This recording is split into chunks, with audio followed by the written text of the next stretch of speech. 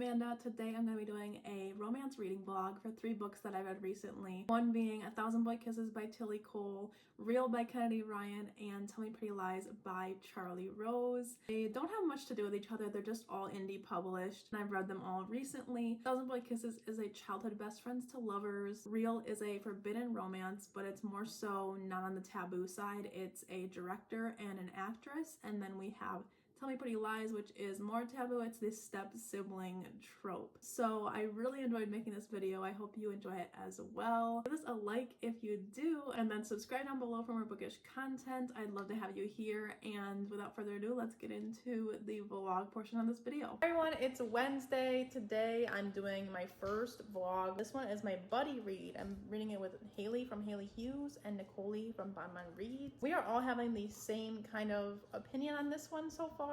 So we will see how it goes. Basically, this one follows a childhood friends to lovers kind of situation, but it's more so maybe friends to strangers to lovers.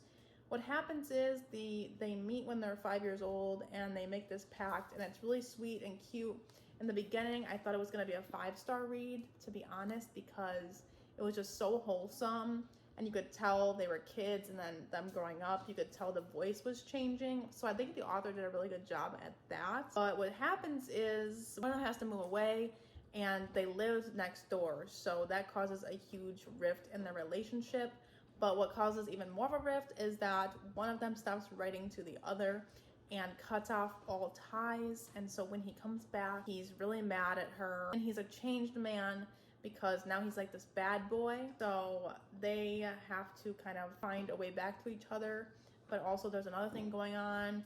So you get to kind of figure out what's going on here and why she broke off contact with him. It's pretty good. I think part of the reason why I don't like it as much and towards the middle and the end here is because it's kind of repetitive, and in a way I think it might be because I've read a lot of books similar to this recently, and it could be a mixture of that and also the writing style. I think that's what it is. They have a lot of similar things happening chapter to chapter, and the 1,000 Boy Kisses definitely plays an important role in the entire story. And that can also get a little repetitive, so the relationship feels a little bit dry to me right now. But I think it's cute overall. Right now I'm sitting at like a 3-star. But yeah, I do like the family aspect though. That's my favorite part of this book. Both characters have really strong family dynamics, especially Rune, the male love interest. He has a really hard relationship with his father, and you kind of get to see that grow. Also the little brother. I just really like the way family is in this, because sometimes we don't get to see that as much. But yeah, I'm gonna finish this and we will see my final rating. All right, so I finished 1,000 Boy Kisses. I rated this one 2.5. Didn't really like it that much. The epilogue is what really made me not like it, but it was also really repetitive. I think I talked about that a little bit earlier though. But basically, this is just so cheesy. And I don't know, it just was too cheesy for me, and I didn't end up getting emotional at all at the end or anything, and you're supposed to like sob, but I didn't feel anything towards the characters. The only thing that I actually felt for was the relationship between Rune, the male love interest, and his dad, and how that developed, and how the dad really showed that he cared for his son throughout the entire book. I really liked that aspect. But the actual love story I just found really cheesy. The epilogue of this one was my least favorite part because of the ending. If you want some spoiler context, the reason why I hated the epilogue is because I think that he should have found love after. He basically just got to die, and I just wanted him to find love again and maybe find happiness and peace. But instead, it was just like this really cheesy romance where they both die, and he only got to live like 10 more years. And I just found that to be I wanted him to find love again. So I just don't think it meshed well with my personal taste. So now I'm going to start Real, which is Kennedy Ryan's new book. It is a actress and director kind of love story, but obviously it follows emotional topics just like every Kennedy Ryan book does. I've just started it and I'm loving it so far. The female love interest has a really rough past. She was actually cheated on by her previous boyfriend in high school, and they were supposed to get married and everything, and then he cheated on her with her best friend, or her sister. Oh my god, yeah. he cheated on her with her sister, and her sister got pregnant and they had to tell her that they were pregnant. And it was just the saddest thing ever. That's like at the beginning of the book. So that's kind of the setup, is that she has a really troubled past life with relationships. And then now she's following her dream of being an actress. And it's actually kind of like a blessing in disguise. Along the way, she realized that life granted her something with this, and she got to aspire to be more, because with him, she would have just been held back from her dreams. So I'm loving it so far. But I will definitely have a 50% update for that one.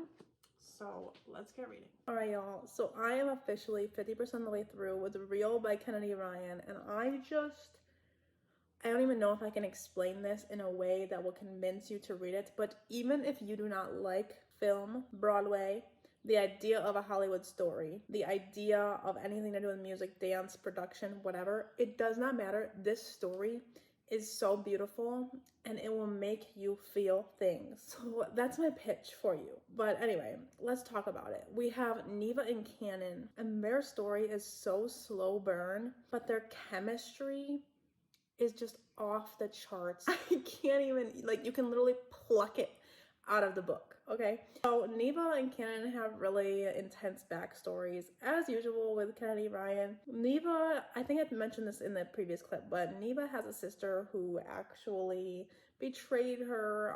She was engaged to her high school sweetheart, Brandon. He was her fiance. She was gonna give up her whole life for him and really not pursue her dreams. And her sister ended up getting pregnant with his child, and they're still together to this day. So there's a lot of family dynamics that's going on that Neva kind of has pushed to the side, and it's kind of coming back up as we read. She's never really confronted her sister, and her sister's actually thinking about this all wrong. So just recently I actually had an update with that, and it's hard to read. Like, her sister doesn't take ownership of like what she did. She just kind of blames Neva for having this great life and following her dreams, and Neva's like struggling and has been struggling. So it's kind of hard to see her sister be so blatantly wrong in the situation, not seeing her faults and not owning up to her betrayal. But that's that side of the story. And then we have Cannon, who lost his mom to MS, and everything he does is kind of rooted in his mother's love for her and the way that she raised him. And it's so beautiful to hear about and see. He's very tough on himself. He's very strict with himself as well. And he's just very talented and also very dedicated to his film and the way that he wants things to be. So the setup is really that Cannon sees Neva performing on Broadway when she's filling in for somebody that's on vacation. So we kind of had this big break, and it just so happens that Cannon was there with his friend, and he sees her perform and says, that is who I want to play in this really huge role for film. He's already established himself as a really, really well-known director, and he's working on this film documentary about Desi Blue, who is a forgotten artist, and he wants to tell her story. And this story is another aspect of the story. So we get to see the history of Desi Blue and her journey through history. They end up finding more secrets to her story, and they find out she was in love with a woman, and she ended up with a man. So it's very interesting, and I'm just loving all of the representation here. We have MS from Cannon's perspective, his mom. And then we also have our main character, Neva. She has a lot of symptoms that I was recognizing throughout the book. And I was like, this seems like lupus. Like, I was just recognizing so many of the things that lupus has, and she does have lupus. So that just made it really personal for me. So my rating's gonna be out of this world, I already know, because this is already amazing, and then you add on more personal things that I connect to, and you got yourself an amazing story. But that's kind of all the layers of the story. It's so much more than how I can describe it. But let's talk about this romance aspect. So obviously, Cannon and Neva should not be together. You can't be with your director. It's a bad look. Neva knows she shouldn't be with him because it will kind of ruin your reputation. Because it will kind of ruin your oh my god, why can't I say that? It will kind of ruin your reputation out in Hollywood if you're sleeping with your director. And then he obviously doesn't want to tarnish anything to do with this film. So he and her are both fighting this attraction for most of the half of the book that I just read. But when they give in, but when they give in, it is so good, so passionate, so hot. I'm just living. You know, he's kind of demanding, but in the best way, in the most respectful way. He's like, sit down, you know, like I have highlighted things that he said that's just like, yes, yes, sir. I will do what you say. One quote that I did want to share was this one about her previous life goals and how she was going to settle with her ex that cheated on her. She says, I was prepared to settle for a life that he thought was big enough for me. And I just really liked that quote. It just really, in those words, you got to see the blessing in disguise that was the betrayal and the way that he was going to hold her back. And I think that happens a lot in young relationships. You just follow where your partner goes and you base your goals around them. And I think this was just such a good quote right there. It was perfect. I'll put it up on the screen just for you to read yourself, but I'm going to get back to reading and I will update you when I'm finished. All right, y'all. So I finished Real by Kennedy Ryan yesterday-ish, and I ended up loving it, rating it 5 stars as we predicted. The sister relationship was so good. The forgiveness aspect to this and just like living life and family matters first, everything like that was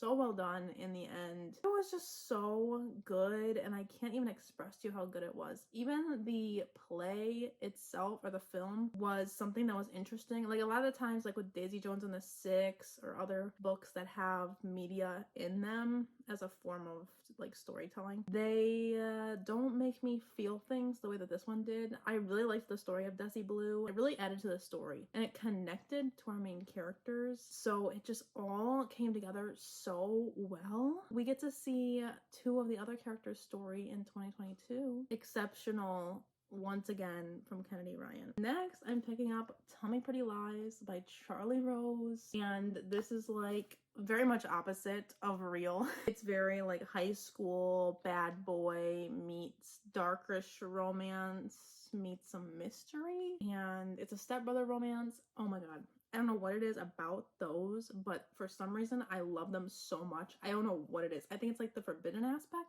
but I don't really know. We just won't dissect that. But I love this book so far. I was eating it up yesterday. I started it yesterday after I finished Real.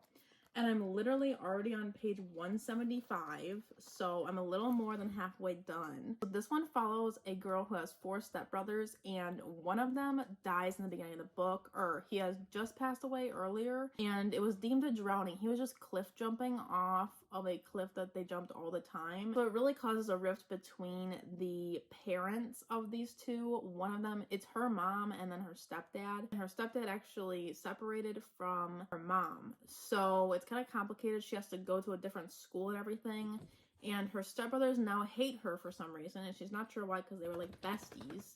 And she has this thing going on with one of them. Something kind of happens that night, and she like tells him she loves him, but then he like pushes her away and tells her to fuck off, basically. And then it goes from there. We basically follow her 6 months later, and she comes back, and she has to go to the school again that she used to and face these stepbrothers that hate her, and she's not sure why. It's actually because they think that she has something to do with his death, Danny's death, because they think it's not an accident as it was claimed to be. These 2 cannot stay away from each other, and it's so freaking good. Like, the chemistry is so well done. In this short book, I'm just feeling all of the things that I need to be feeling. I love the kind of mystery aspect we have right now. I just love books like this so much. It's enemies to lovers. It's hot. It has the angst and the tension, but it also has a mystery building up, and I just don't know what's gonna happen. Like, I honestly don't. I have no predictions. I'm like, what happened to the brother? I don't fucking know. Also, biological brother is involved in this somehow, but we don't know how. They just think that he has something to do with it because he had an argument with this guy before he died. So we don't even know what's going on, and I have no predictions, so I'm hoping it's gonna blow me away like Sicko did, but it's really good. It's way more than I expected it to be. I really thought it was just gonna be like a high school romance, you know, just like, you know, pretty good, forbidden stepbrother, okay, but it's actually turning out to be so entertaining. Just a great time overall, and the chapter headings are really fun. Right now I'm predicting a 5-star, so we'll see. I mean, I only have a little bit to go, but I'm gonna finish it tonight and I will update you. Peace. All right, y'all, so I have officially finished Tell Me Pretty Lies by Charlie Rose, and I have to say I was a little bit disappointed with the whole mystery thing and how it wrapped up. So I think I'm gonna give this a 4, but leaning on a 3.5 kind of thing. I know it's surprising. I was really loving it, but towards the end, I just didn't like it as much as I thought I was going to. It was getting a little bit cheesier for the romance, and I really loved the entertainment value and the romance in this. It was fun, it was really steamy, and just a really good time overall. I did like the mystery element. I think this could have been a 5-star if the mystery element just was a little bit better. I was saying how I couldn't predict what was going to happen, but that's because they hadn't really given us the clues yet. And the clues that were laid out were just so obvious that I was like, oh my gosh. And then like one of the twists, I was like, oh, really? So I don't know. But I would recommend this as an enemies to lovers. It's very fun if you're into like a darker tone enemies to lovers set in high school.